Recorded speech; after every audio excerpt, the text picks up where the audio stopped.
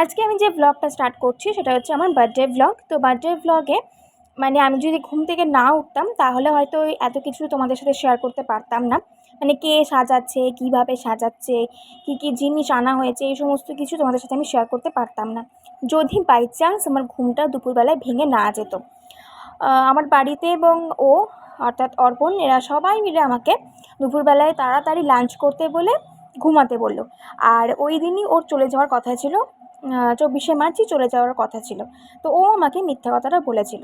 তো যাই হোক, একটুখানি মন কষাকষিও হয়েছিল, মনটা খারাপও ছিল। তো যাই হোক, এইভাবে আমি কিন্তু শুয়ে পড়েছিলাম। আর সেই দিন থেকে আমার শরীরটাও ঠিকঠাক ছিল না, মানে জ্বর জ্বর ভাব হচ্ছিল।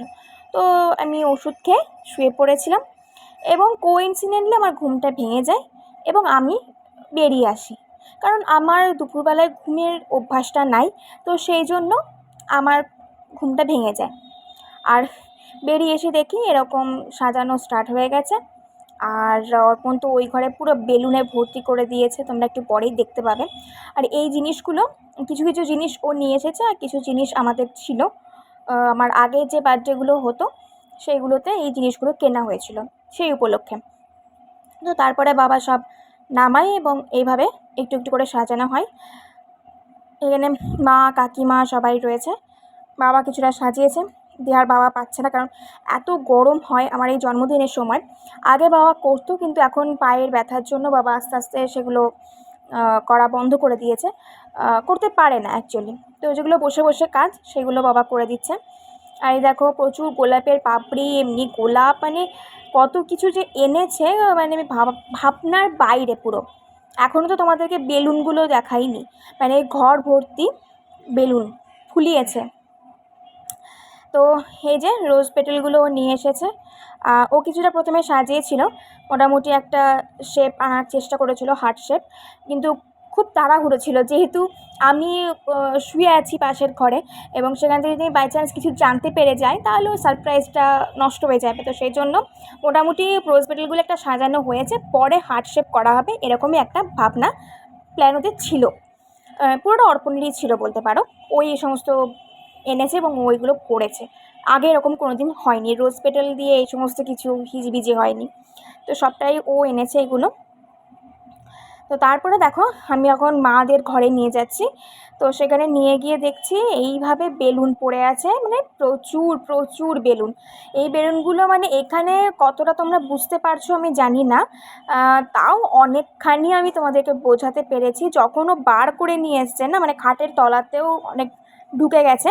তো সেইগুলোকে যখন সব এক জায়গায় বার করে নিয়ে এসেছে বারান্দায় সাজানোর জন্য, তখন অ্যাকচুয়ালি বোঝা যাচ্ছিল যে কি আছে, মানে কতটা পরিমাণ বেলুন এখানে ফোলানো হয়েছে। তার মধ্যে কয়েকটা ফেটেও গেছে, কারণ এই গরমের এই যে রোদের তাপে অনেকটা ফেটে যায়। তো সেই জন্য এইগুলো কিছু কিছু 3টে 4টে করে এরকম করে মানে বাঁধা হয়েছে, বাকিটা কিছু হয়নি। তো এত বেলুন ফুলিয়েছে অর্পণ একা নিজে, মুখে কোনো মেশিন লাগেনি, অনলি মুখেই ফুলিয়েছে। হ্যাটস অফ, মানে সিরিয়াসলি বলছি, ও এত কিছু করেছে। এত কিছু করে আমার সত্যি একটা সিম্পল জন্মদিনকে ও এতটা গর্জিয়াস করে তুলেছে, মানে আমি এসবই ভাবতেও পারিনি যে এত কিছু হবে। আর আগে হয়েছে, মানে দাদাভাই এসে করেছে, আগে হয়েছে সব কিছু, কিন্তু ও এই ফার্স্ট টাইম করলো। তো সেই জন্য আরও বেশি স্পেশাল লাগছে ব্যাপারটা। তো বেলুন দেখানোর পরে দেখাচ্ছে আবার আবার সাজাতে বসে গেছে ও, মানে সাজানোটা কমপ্লিটই হচ্ছে না। তো এইভাবে ও কন্টিনিউয়াসলি সাজিয়েই যাচ্ছে। তো তোমরা পুরোটা দেখতে থাকো।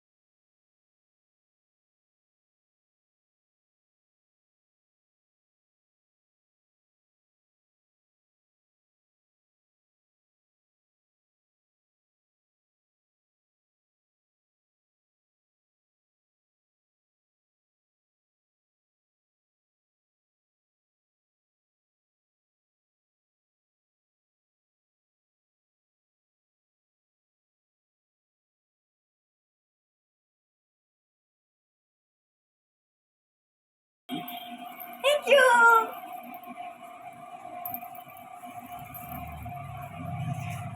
ফার্স্ট টাইম এরকম করে একটা ভিডিও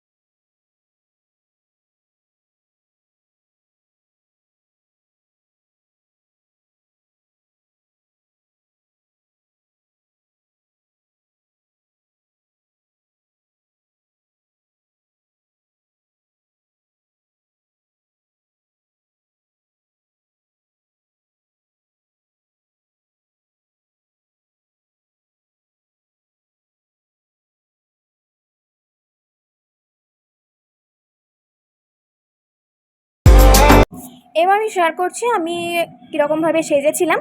তো তোমরা সকলেই জানো আমি খুব একটা মেকআপ করি না। তো আজকে আমি গোল্ডেন কালারের একটা গ্রাউন পরেছিলাম, অক্সিডাইজের ইয়াররিংস, অক্সিডাইজের দুটো ব্যাঙ্গেলস পরেছিলাম 2 হাতে, আর জাস্ট কাজল, লিপস্টিক আর একটা টিপ।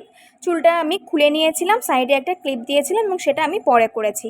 তো তারপরে দেখো কেক কাটার পরে এইরকমভাবে আমার মাথার ওপরে তুষারপাত নেমে আসে। চৈত্র মাসে ভর গরমে আমার মাথার ওপরে তুষারপাত হতে শুরু করে, তাও আবার এই কাঁদির বুকে। বুঝতে পারছো কী হচ্ছে আমার সাথে?